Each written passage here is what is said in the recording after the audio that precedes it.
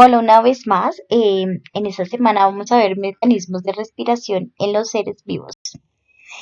Y bien, es importante recordar que dentro de las funciones vitales es fundamental obtener energía porque la energía es lo que nos va a permitir realizar cualquier actividad.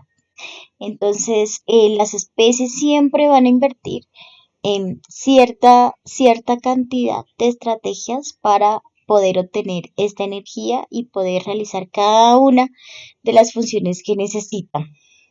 Entonces, es un ejemplo clásico, digamos que aquellos organismos que requieren de mayor velocidad y todo eso van a tener una inversión energética bastante alta, obviamente para tener como tal alimento. Entonces, la respiración, recordar que es importante porque es la que nos va a proporcionar el ATP. Entonces vamos a hablar un poco, ya estuvimos hablando en otras ocasiones acerca de lo que es el proceso de respiración celular, vimos un poco de los procesos de fermentación. Entonces recordar nuevamente, tenemos unos microorganismos capaces como tal de proporcionar, cada organismo va a producir su propia energía. Ahora es tener en cuenta que los organismos procariotas, como las bacterias, algunas bacterias son aeróbicas, otras, en su gran mayoría, son anaeróbicas. Es muy importante tener en cuenta que las bacterias que tienen respiración tipo anaeróbica, o sea, que no requieren oxígeno, utilizan otras moléculas para poder obtener la energía, tales como los nitratos, los sulfatos y algunas como tal el dióxido de carbono. Entonces es igual entender, digamos, que el mecanismo a través por el cual los organismos unicelulares obtienen o intercambian estos gases es a través de la difusión simple por la membrana plasmática. Bien, entonces vamos un poco hablando acerca de los hongos. Los hongos también pueden presentar respiración aeróbica, anaeróbica y también anaeróbica facultativa. Recordar que anaeróbica facultativa es que en presencia de oxígeno hacen respiración aeróbica y en ausencia de esta respiración anaeróbica. Entonces los hongos encontramos diferentes tipos. Tanto microscópicos como macroscópicos, y tener en cuenta que la respiración es directa. Quiere decir de que el intercambio de gases va a ocurrir a través de la membrana plasmática. Entonces aquí tenemos un video ilustrativo que nos muestra cómo es la acción de los hongos, en el caso de las levaduras, en esos procesos de respiración anaeróbica. Levaduras y hongos. Objetivo: comprender cómo el jugo se echa a perder por la levadura, el estudio de las levaduras y los hongos. Un vaso de jugo de naranja se mantiene fresco a temperatura ambiente, solo por unas horas, tras lo cual se pone en mal estado. ¿Por qué se echa a perder? Si tenemos una visión ampliada del aire cerca de la superficie del jugo, observaremos numerosos microbios como las bacterias, virus y levaduras. La célula de levadura es unicelular, de forma elíptica y de naturaleza saprofítica. Dentro de las células se observan un núcleo prominente, numerosos gránulos y glóbulos de grasa. Estas células de levadura contaminan el jugo. En este medio, la célula poco a poco crece y después de haber alcanzado el tamaño máximo, forma una pequeña proyección en uno de sus lados. Esto se conoce como la yema. Por el proceso de gemación, esta célula de levadura forma numerosas células nuevas. Vamos a entender el deterioro de los jugos debido a la fermentación. La célula de levadura absorbe las moléculas de azúcar presentes en el jugo y la enzima presente en el interior de la célula los convierte en alcohol etílico y dióxido de carbono. Estos productos se difunden fuera de la célula de levadura. Esto hace que el jugo cambie su color y tenga una apariencia espumosa. Hongos. Cuando un trozo de pan se mantiene fuera por 2 o 3 días, encontramos una apariencia de lana verdoso blancuzca sobre el mismo. Este es el hongo que crece en una rodaja de pan.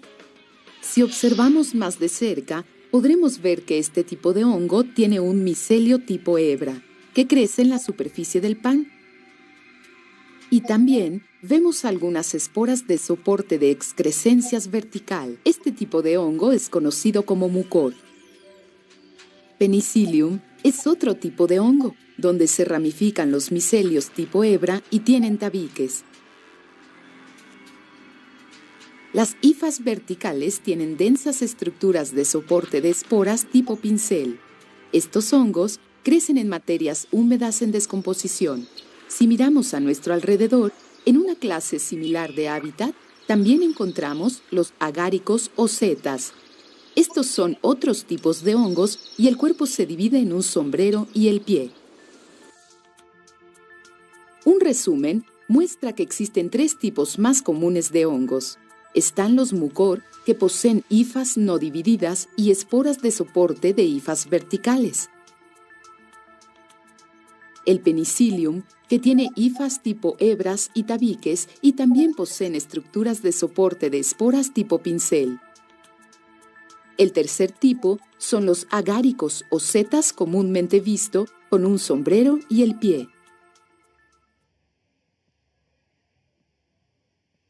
Bien, entonces aquí lo que pudimos apreciar fue unas características fundamentales de los hongos, tanto como en la parte de su hábitat y cuál es la función que están cumpliendo. Entonces, como pudimos apreciar en el video, ellos son los causantes como tal de la producción del alcohol etílico en algunos alimentos y es lo que le da como ese sabor agrio a algunas bebidas. Bien, vamos a hablar un poco de la respiración en las plantas y sí, las plantas respiran, las plantas como tal van a cumplir ciertas funciones fundamentales. Hay que tener en cuenta que las plantas realizan respiración y también realizan fotosíntesis. Recordar que la respiración es un proceso catabólico y que la fotosíntesis es un proceso anabólico. Es también importante tener en cuenta que la fotosíntesis se realiza de día y en cambio en la respiración celular ocurre las 24 horas.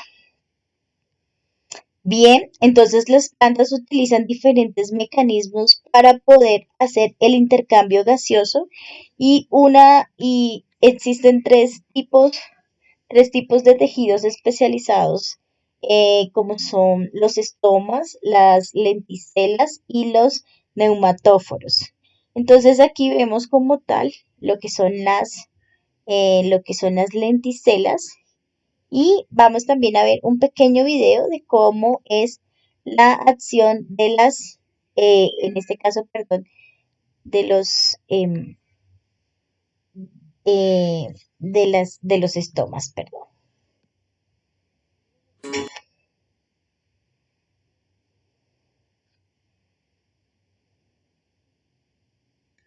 Bien, nuevamente vamos a ver el video.